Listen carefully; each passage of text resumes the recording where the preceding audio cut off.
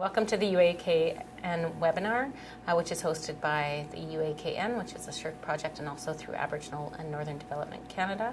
I'll be talking about food security for Aboriginal people and a project that we did through UAKN in Winnipeg. I'm Jaime Cidro at the University of Winnipeg, and my other researchers, Lance Skibo and Tabitha Martins, were not able to join us, but on the next slide you'll see a picture of them in one of our focus groups, and I wanted to acknowledge their tremendous contribution to the project. On the next slide, I also wanted to acknowledge the generous financial support of SSHRC through the UAKN, through the Prairie Research Centre, which I'm also the Associate Director, and also the Manitoba Research Alliance, which is administered through the Canadian Centre for Policy Alternatives. We also receive funding through the University of Winnipeg and also through the Government of Manitoba. In the next slide, I also want to acknowledge our community partners. So we worked with the Indian and Métis Friendship Centre through with the Executive Director, Jim Sinclair, who was also very generous with his time, and also the North End Community Renewal Corporation through the Food Security Program, particularly Jasmine Terra, who was also a participant. So on the next slide, I want to talk about culture and food consumption specifically before we get into the findings of the project.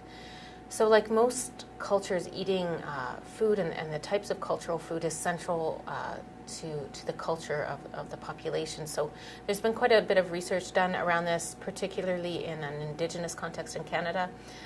Most of the research indicates that eating cultural food supports basic cultural values. So this idea of keeping people in tune with nature, facilitating sharing, and as a way for adults to demonstrate responsibility to children and to practice spirituality. So these are all of the different conversations that have been happening in the literature around culture and food. But to date, there really has been no substantial body of work that looked at urban Indigenous people and their food preferences and attitudes towards cultural foods. So that is what we chose to look at, and we focus specifically on Winnipeg's inner city and North End because we know there's been a tremendous experience of food deserts. So on the next slide, I wanted to talk about Indigenous food sovereignty, so one of the principles that guided our research. So food sovereignty is referred to as it's about control over your food system. So this is kind of an academic term that's emerged in the research, and it's really been an attempt to address food insecurity. So food sovereignty is about placing control over how, what, and when food is eaten, and encourages a relationship between the production of your food and also the consumption of your food. So Indigenous food sovereignty has been is also kind of an academic term, but it's really about a living reality that has existed for people for thousands of years. But it acknowledges kind of the colonial impacts of changes to landscape, different policy changes, all of these things that have really threatened people's ability to be connected to their food systems. Okay, so based on this, on the next slide, we developed a project first with the Indian and Métis Friendship Centre, really wanting to understand what does cultural food mean for people in the city of Winnipeg. So Tabitha, the researcher, this is an area that she worked in, so she had lots of people that she knew to interview who were living in kind of the area that we're looking at. So we conducted interviews and focus groups with Indigenous people who were primarily living in the inner city and also in the North End. And when we did these focus groups and interviews, what we really want to know is how do you access traditional or cultural food in the city of Winnipeg, and when you do that, what does it mean to you? So on the next slide, I'll share some of the findings of the first phase of the project. So the first one was that growing, harvesting, preparing, and eating cultural food was part of what people felt like was a ceremony. So people were not just eating food for the sake of nourishment and kind of survival, but they felt when they were eating cultural food, it has some more of a spiritual connection than if they were eating kind of a non-cultural food. So on the next slide, one of the respondents said, "I believe the food comes from the spirits and that spirituality is a part of the bannock or whatever you make." So the pictures included in this presentation are all pictures that were taken as a part of our project, and you'll see this is a picture of one of our participants who was making bannock. The second finding was that cultural food was a part of a connection to land through reciprocity. So participants even though they were living in the city and in some cases had spent their entire lives in the city, they still felt that they were being gifted with food like wild meat, like bison. They talked about moose meat, they talked about fish. And this was a part of kind of a larger family exchange. So for example, when people were maybe coming into Winnipeg for medical reasons and needed a place to stay for a few weeks, these family members would be bringing kind of a traditional or cultural food with them as kind of a part of the reciprocal exchange. So they felt this kind of reciprocal exchange was really a cultural exchange that was being demonstrated. So in the next slide, you'll see one of our participants said, "There is an assumption about people in the community that if you are no longer hunters or gatherers or fishers, you are totally disconnected from your traditional food. I say that's not true because I get it through my relatives and I'm still connected through them. I don't go personally shoot a moose, but I will eat moose when my relatives hunt and they send me some." So people really felt that they did have some access to cultural food. They weren't necessarily being the ones to harvest the food themselves, but they were participating in a kind of exchange of food through their family. The third finding that we found on the next slide is that relearning Indigenous food sovereignty was an important part of addressing food insecurity. So they did feel that by having access to cultural food, it did alleviate some food insecurity. So they had less stress about kind of putting food on the table once they had access to this cultural food.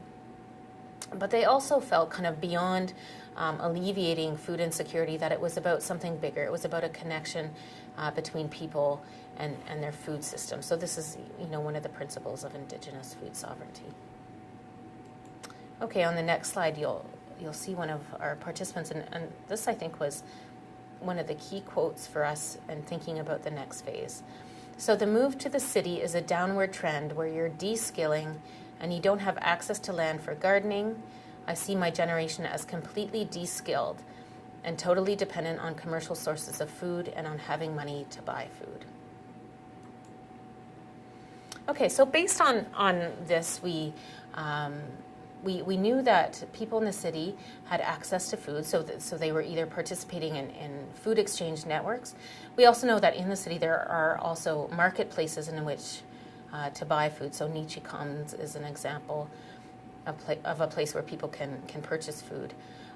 So what we wanted to know is, so now if you have access to food, what are you doing with it? Because what our respondents seem to indicate is that while they do have access to food, once they kind of have it, they're not sure what to do with it. So we want to explore that further. So we continued our partnership with the Indian Métis Friendship Center, and then we partnered with the North End Food Security Network. And what we did is we developed with our partners a series of food demonstrations followed by focus groups. They were conversations or kind of sharing circles, but they were focus groups. So we had 6 food demonstrations, and so it took place from kind of July until September. The first one was growing 3 sisters, so that's corn, beans, and squash. The second one was harvesting wild teas in the city. The third one was fishing, so we took our participants fishing and we showed them how to process the fish, so how to fillet the fish and then how to cook the fish. The fourth one was around reinventing bannock, so we wanted to look at kind of alternative ways to kind of flour and baking powder and salt and fried and lard. We want to look at alternative flours and things that would be healthier for people. We showed people how to cook with bison meat, and then we showed people how to harvest and then cook with the corn, beans, and squash. Our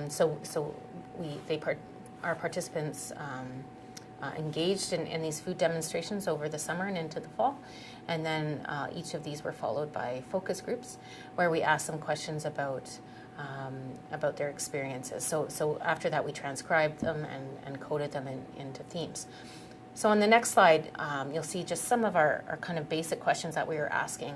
And what we were looking for was kind of a consciousness shift. So now that you know how to kind of engage with this food in some way, are things different for you? So now that you know how to harvest, how to prepare or harvest or whatever, are you more likely to continue to eat this type of food? How has your relationship to food changed? And also, how has your relationship to your cultural identity changed, over this kind of 3-month period? Okay, so on the next slide, I'll share with you some of our findings that came out of this project. So the first one was about identity, and we had a sense that this was going to be a theme, and inevitably the theme emerged. So reclaiming identity through cultural food. So one of our participants said, Aboriginal people had their choices taken away, and it's just one more way to make a choice. So by returning to cultural food, it was one more way to have some kind of self-determination over what you put in your mouth. On the next slide, you'll see our youngest participant, which was the granddaughter of one of our participants. And our participant said, "Give our kids healthy food, traditional knowledge, and pride in their traditions. Did they even know that these things are traditional? Like cooked corn is traditional, farming is traditional. I wasn't taught that."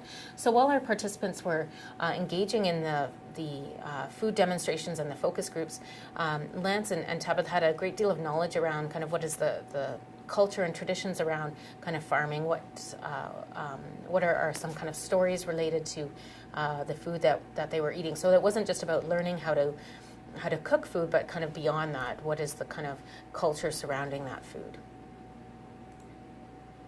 So the second theme that came out on the next slide was around food memory. So the idea that the participants felt like they didn't have skills coming in, but at the end of participating, or once they kind of got into it, they felt like they had some kind of like blood memory. So these kinds of skills that they thought they didn't have, they actually did have, and they had kind of forgotten about them. So one of our participants said, this is for me just reconnecting, like my great-grandpa, my Auntie Jean's grandpa. He takes me out in the bush and we go pick medicines. I remember this stuff, the fishing. I have that memory of this, but reconnecting again, because when you come to the city, all those skills are not acknowledged as skills. They're put aside, and now it's time for books and school and city life and getting street smart. You put those traditional skills away and you just lose them. So to learn this stuff again, and then he says, I actually do make wicked bannock. So what this participant is saying is that he grew up kind of learning some of these skills, and then he came to the city and those skills were kind of lost, but once he kind of re-engaged with those skills, they came back to him. And so the third theme that emerged on the next slide is around practicing culture in the city. So participants, so there's this idea that once you kind of leave your community and you go into an urban center, there's this kind of void in terms of culture. We do know that social service agencies and different organizations in the city really are kind of hubs for practicing culture in the city. And our participants felt that food was one way to engage in culture. So our participant said, I like the traditional aspect, like when you get a fur or that sort of thing. My dad hunts, and when he hunts, if he kills a moose, he puts down tobacco. It's the same thing, when you're taking plants. You have to be thankful to the earth and to give back, so it's nice to incorporate that. Relatedly, one of our participants talked about gardening, and they said, just getting my hands dirty is good. It's kind of weird, but I feed them, so she's talking about the plants, and check up on them. To have that connection, that's what I get from gardening. I've been gardening for a couple of years, and it's just that connection. And another quote was about Lance and some of his stories that he was telling. So the respondent said, my favorite part about the garden when we did it was Lance. So Lance's story about how he got his name from the Thunderbird and how it happened to start pouring rain on that day immediately following his story. I thought that was awesome. And the fourth theme on the next slide that emerged was around relationship building. So our participants, for the most part, didn't know each other. They were coming together as strangers, but they certainly got to know each other over time. So one of our respondents said, I feel like cooking together and doing it up before we do anything else is a really good way to get to know each other. That's something people don't do in groups anymore, but historically that is how we ate. People ate in groups and they cooked in groups. Everybody participated, which is something that was kind of cool for me to do, to watch us all do. Everyone had a little task, a little job, a little something to do, and it was sort of a good way for strangers to get to know each other. So some of our conclusions based on really both projects include that people in Winnipeg do have their cultural food needs met to some degree, and so they kind of vary depending on kind of access to family who have people who harvest it in the family, or whether they were able to go to buy market food. You know, it's not that it's quite expensive in some cases to buy pickerel or bison meat from some of the marketplaces. But what we really found is this importance of trade networks as being really a key to accessing cultural foods in the city. Our respondents also talked about being disconnected from their food, and when they're disconnected from their food, they're also disconnected from their health. So they talked a lot about type 2 diabetes and chronic diseases that are related to food consumption. Our respondents also overall felt that there was a need to rebuild a culture of urban Indigenous food in the city, and that an important part of this was relearning skills and sharing this, which is key to Indigenous food sovereignty. They felt that food relationships were built through this process of food upskilling, and that by doing this they were reconnecting to their identity and to their heritage. Our participants felt that the workshops were healing, and at the end, when we talked about where would you like to see this research go to next, they talked about the implications of this type of work for community programs and schools, particularly for youth. So on the next slide, I just wanted to mention what we're looking at based on what our participants had suggested. Our phase 3, our potential phase 3, that we're looking at. The project title is Food is Our Language, Reconnecting Youth to Culture Through Indigenous Food Sovereignty. And we'll be looking at an exploration into the role of youth engaging in traditional food and cultural skills and the impacts on cultural identity and self-esteem. And our partners include Nietzsche Commons and Garden City Collegiate. Lance is a high school teacher there and runs the Aboriginal Leadership Program. So we're hoping that third phase will be funded, so we can continue this project in a way that the community has guided us to do so.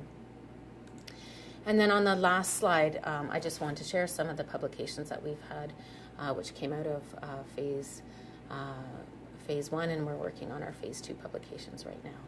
And so I'd like to thank you for joining us, and I encourage you to visit the UAKN website for the reports on this project and other projects which UAKN has generously funded. Thank you.